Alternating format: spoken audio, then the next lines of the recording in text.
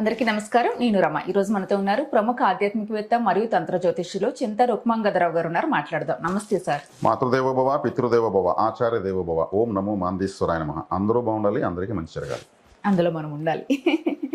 Sir, జనరల్గా మన జాతకం చూసినప్పుడు కానీ ఇన్ జనరల్గా ఏదైనా ప్రాబ్లమ్స్ వచ్చినప్పుడు కానీ రాహుకేతువుల ఎఫెక్ట్ ఎక్కువ ఉంది మీ జాతకం మీద, కాలసర్ప దోషం ఉంది, ఇలాంటివన్నీ చెప్తూ ఉంటారు.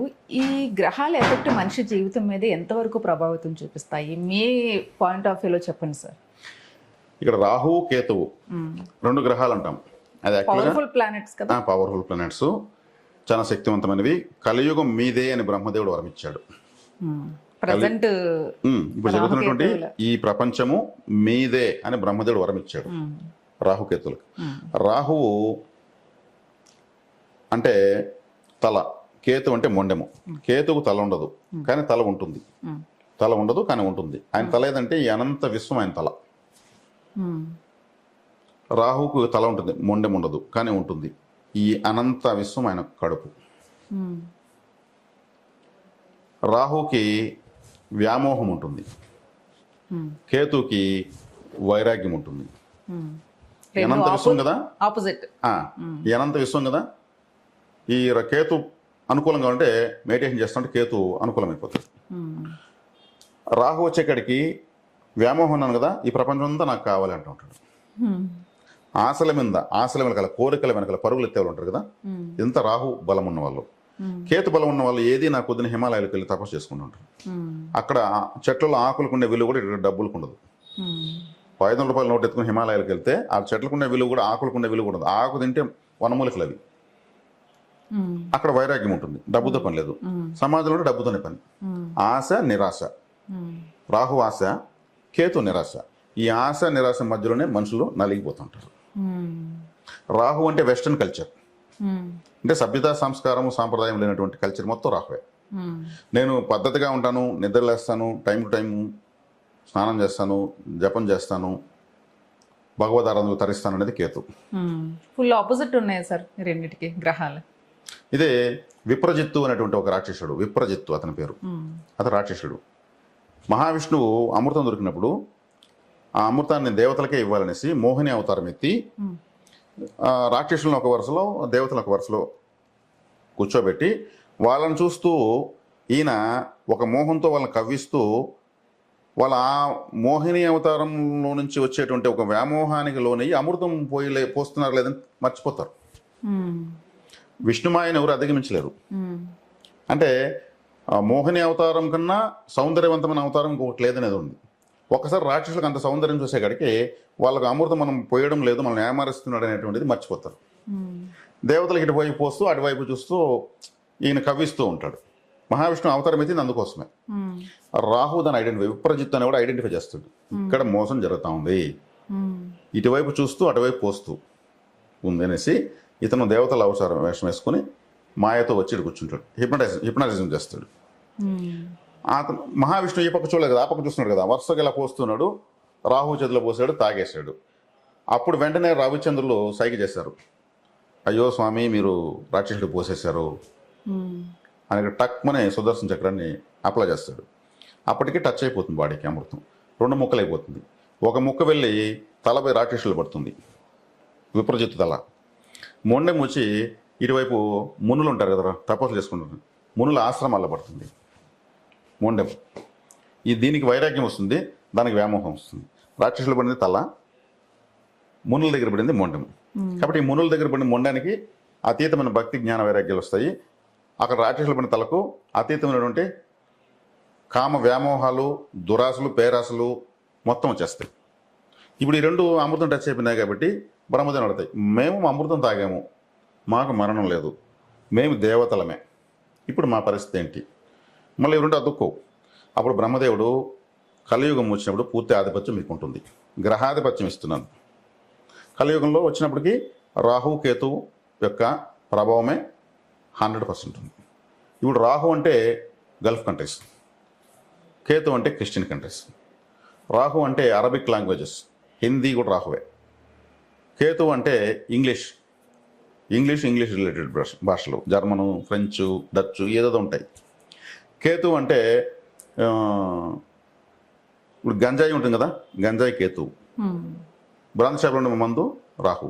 గంజాయిని వాళ్ళు సన్యాసులు దాతారు, హిమాలయాలో చూస్తే వాళ్ళు గంజాయి దాతారు. వీళ్ళు వచ్చేకాడికి కేతు వచ్చేకాడికి రాహు వచ్చేకాడికి ఈ వెస్ట్రన్ కల్చర్ ఇటువైపు ఉన్నటువంటి ఈ బ్రాందీ విస్కీ ఏదో అంటూ ఉంటారు, ఇవన్నీ తాగుతారు. వాళ్ళు తాగి అక్కడ దేవతల ముందు ఊగుతూ ఉంటారు, వీళ్ళు పబ్బుల్లో క్లబ్బులు ఊగుతూ ఉంటారు రాహు ప్రభావం ఉండేవాళ్ళు. అంటే రాహు కేతువే పూర్తి డామినేషన్. రాహు తల ఉంది కాబట్టి నోటి ద్వారా కడుపులోకి వెళ్ళేది ప్రతి ఒక్కటి రాహువే. ఎందుకు ఆయన ఆశ తీరదు, తీరని వ్యామోహం అని చెప్పాను. ఎందుకంటే ఆయన కడుపు నిండదు, అన్నం తీసు ఆయన కడుపు కదా, అది నిండేది ఇప్పుడు. ఒక ₹1,00,000 వచ్చింది అనుకుందాం రాహుబలం ఉన్న వాళ్ళకు, ఇంకో 1 కోటి వచ్చింటే బాగున్నట్టిస్తుంది, వచ్చిందని తృప్తి కలగదు. అదే కేతుకి ఇస్తే నాకెందుకు నేనేం చేసుకుంటాను అని ఇచ్చేస్తారు. ఆలయానికో పీఠాలకో ఇట్లా దేవత విషయాలకు ఇచ్చేస్తారు. అంటే వద్దు అనేది కేతువు, కావాలనేది రాహు. ఈ రాహుకేతుల మధ్యలోనే ఈ ప్రపంచం నలిగిపోతుంది. ఈ food mafia, drug mafia, land mafia, bettings, గుర్ర పందాలు, ఇంకా ఏమేమైతే ఉంటాయి ఈ టైప్ ఆఫ్ మొత్తం రాహువే.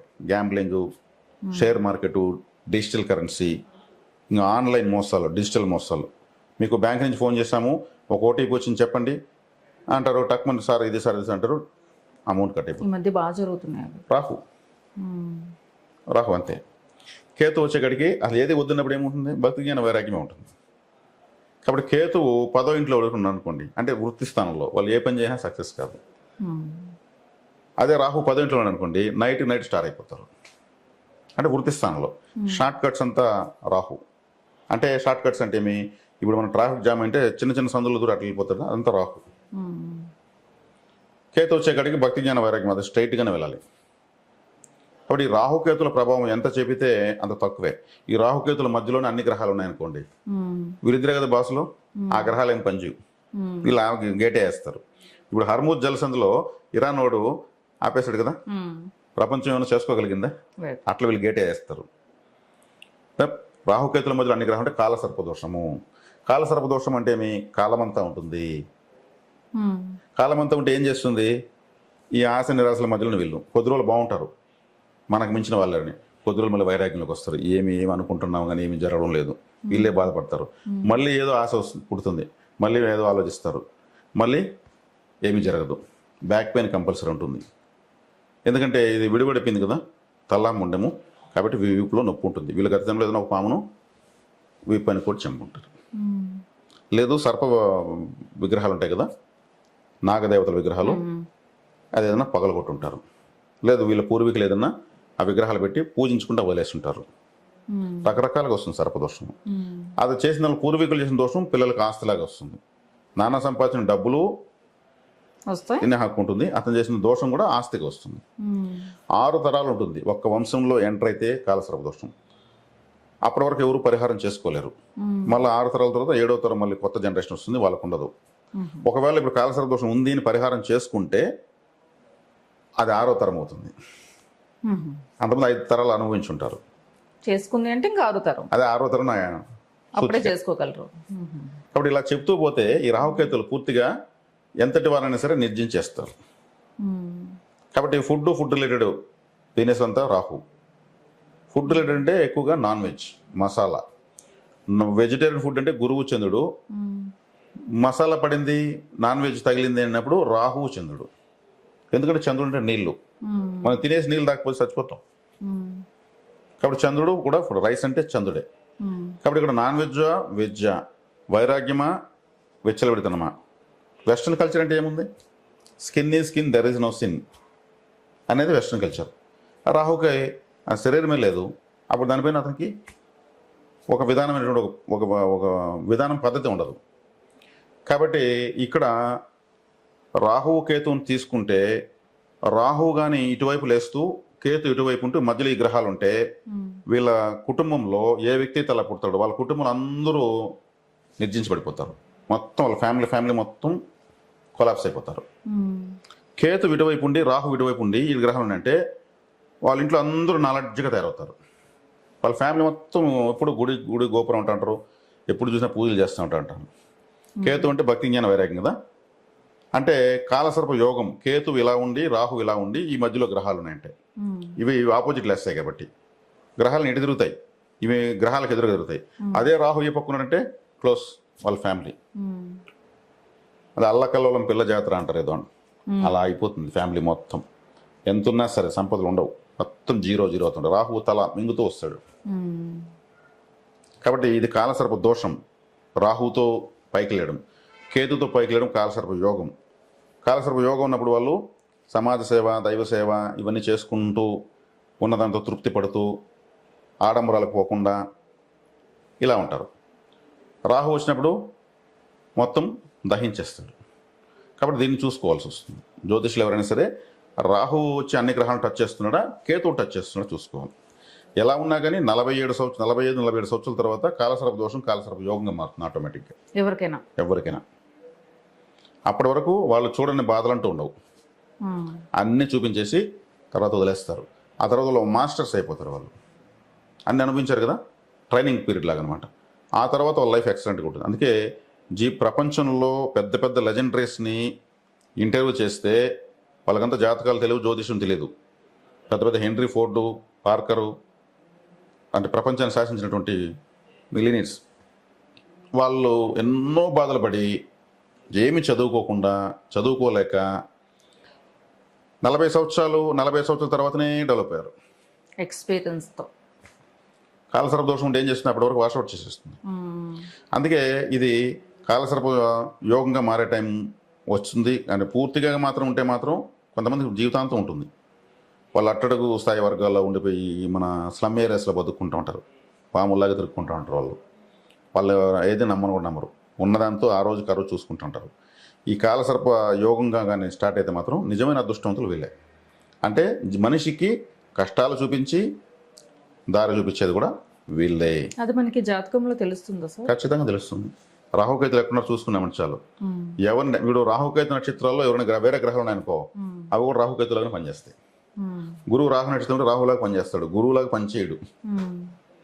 గురువు కేతు నక్షత్రంలో కేతులాగా పనిచేస్తాడు, గురువులాగా పనిచేయడు. మనం గురువుని చూసుకుంటూ ఉంటాం. ఆయనకి ఎనర్జీ ఇస్తుండేది రాహువు లేదంటే కేతువు. శనేశ్వరుడు బుధుడు నక్షత్రంలో ఉంటే ఇంటెలిజెంట్గా ఆలోచిస్తాడు.